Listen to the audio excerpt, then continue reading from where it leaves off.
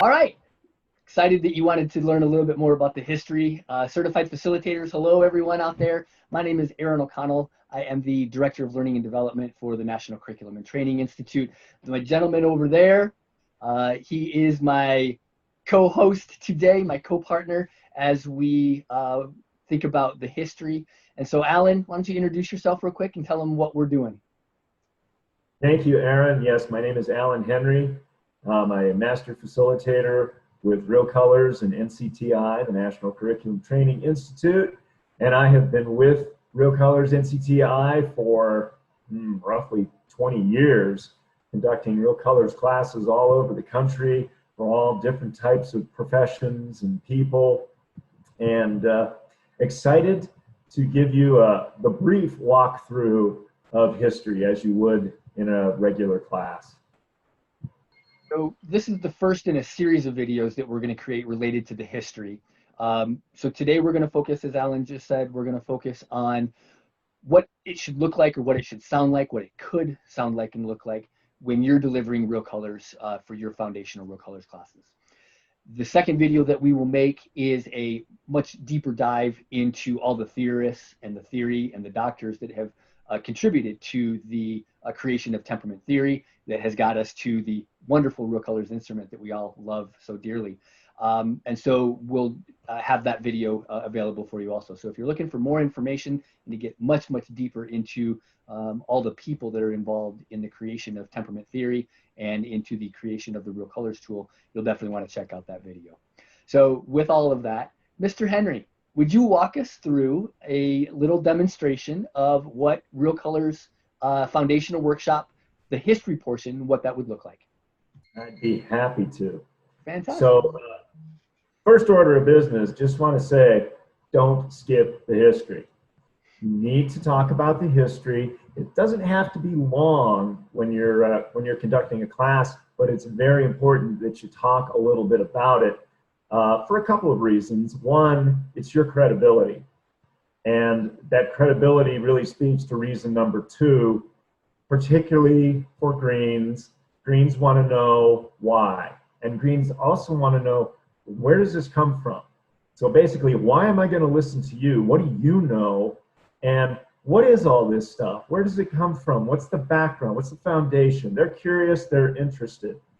Other people might look at history and say, oh, not history. But it's short, it really is. You don't have to drone on for a long time. There are really only 5 areas. It's in your book. It's in your certification handbook in the back. It has the areas. We also have a PowerPoint, so I'm going to be using the PowerPoint. And so it comes up. Some people say, oh my God, I can't remember all this. I don't know this. Don't worry about it. That's why the PowerPoint is there. So it's very helpful. But again, for your credibility, make sure you know some of it. And like Aaron said, there is going to be a much longer, way deeper dive into history. That can be very helpful.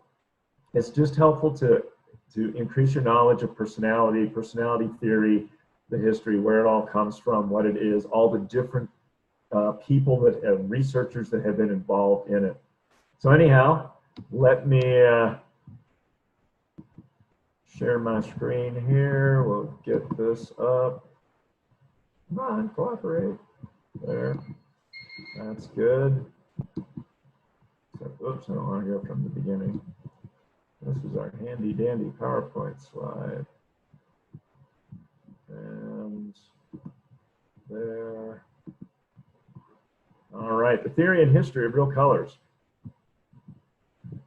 So basically, I like to start off because the theory and history, the history is going to come very early on in your class. You're going to have your introductory stuff, and you're going to do a little icebreaker, and then it's going to be the history. And you want people to talk. So my first question is, how far back in time does the study of personality go?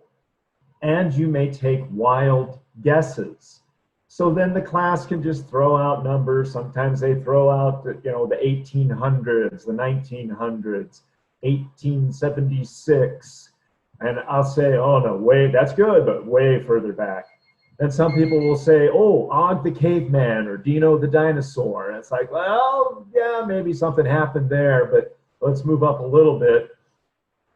There are a few people who will say ancient Greece. And that is when I would move into this and say, you are absolutely right. It is ancient Greece. And a guy named Hippocrates. Then I will ask, so who was Hippocrates? What is he really known for? The answer is, he's the father of medicine. So he was kind of a big deal back in ancient Greece. And as you see, it's right around 400 BC. He definitely advanced the whole idea of medicine as a profession. And he also dabbled in psychology and in personality theory. He was really one of the first to talk about personality theory, and he developed 4 words, 4 areas. In fact, being a good doctor, he named these areas after bodily fluids. So you see it here: sanguine, choleric, phlegmatic, and melancholic. And those are all body fluids. Very exciting, I know. You really don't have to go much further than that. Because after Hippocrates, we take a big jump. So we go through the Middle Ages, we go through the Renaissance, we go through the Age of Discovery and Exploration, even colonial times, and we get to the early 1900s with a guy named Carl Jung. Now, important things here: pronunciation. So like with the words with Hippocrates, make sure you know how to pronounce them. With Carl Jung, it's not young, and it's certainly not Jung. It's Jung. So anyhow, Carl, he's a doctor. In fact, he's a psychiatrist and a psychotherapist. He was a Swiss psychiatrist, and he spent some time with Sigmund Freud, about 6 years, even though Freud was about 20 years older than Jung. But Jung had a philosophical falling out with Freud and went the psychological types way. And you see the psychological types there. He started talking about thinking, feeling, sensation, and intuition. In 1921, he published a book called Psychological Types. Right about the same time, yes indeed, Catherine Briggs, Catherine C. Briggs, was looking to create an instrument to better understand people, and particularly an instrument for children, and dealing with personality and personality theory. And she ran across Jung's book, and she called daughter Isabel and said, "This is it, I found it." And so they created the Myers-Briggs Type Indicator, or MBTI. It really kind of hit the ground running in the 1940s, right around World War II, when Isabel did, well, actually, she noticed that as the men were going off to war, the women were left to do what? Everything. And they needed something to figure out exactly what professions best fit their personality styles. So they started administering the Myers-Briggs Type Indicator. Then it went in through medical schools and nursing schools, and then it mushroomed. It actually absolutely blossomed. But then we skip ahead to Dr. David Keirsey in the 1970s. And he had the 4 temperament types: guardian, artisan, idealist, and rational. He and Marilyn Bates co-authored a book called Please Understand Me. And they talked about temperament theory. And they talked about a few areas under temperament theory. They talked about learning styles and right brain, left brain theory, and nature, nurture.